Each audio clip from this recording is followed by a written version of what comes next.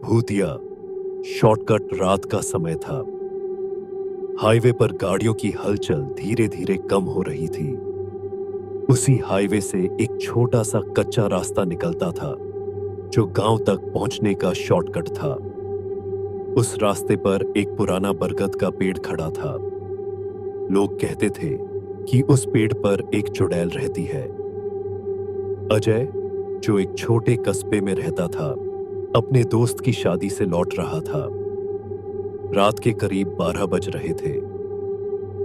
अजय ने सोचा, शॉर्टकट से जाएगा तो आधा घंटा बच जाएगा। जैसे ही उसने कच्चे रास्ते पर बाइक मोड़ी, हल्की ठंडी हवा चलने लगी। वातावरण अचानक भारी लगने लगा। रास्ता सुनसान था, चारों ओर अंधेरा और केवल अजय की बाइक की लाइट चमक रही थी। कुछ दूर जाने के बाद अजय को एहसास हुआ कि उसकी बाइक की हेडलाइट झपकने लगी है। शायद बैटरी में दिक्कत है, उसने खुद से कहा। तभी उसने देखा कि बरगद के पेड़ के पास एक औरत सफेद साड़ी में खड़ी है।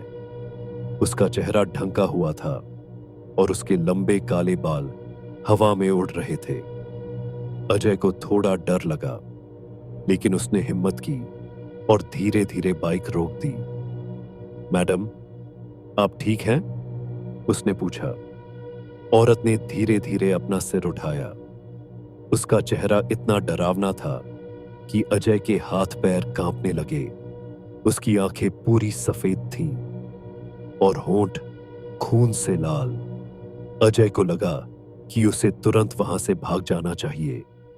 उसने बाइक स्टार्ट करने की कोशिश की, लेकिन बाइक ने स्टार्ट होने से इनकार कर दिया।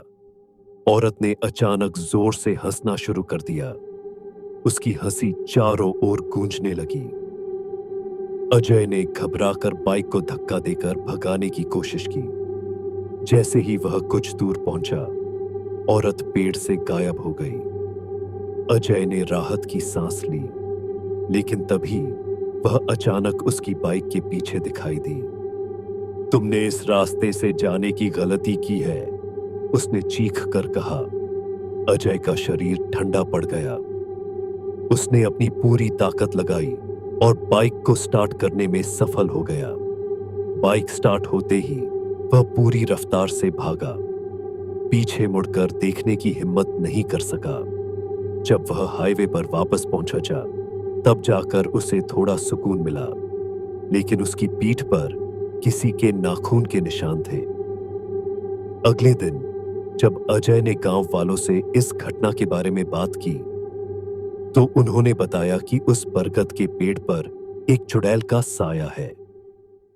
वह उन लोगों को परेशान करती है जो रात में उस रास्ते से गुजरते हैं।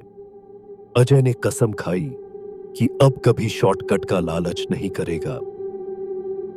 उस रात की डरावनी घटना ने उसकी जिंदगी बदल दी। बरगद का पेड़ आज भी वहां खड़ा है, लेकिन कोई भी उस रास्ते से गुजरने की हिम्मत नहीं करता।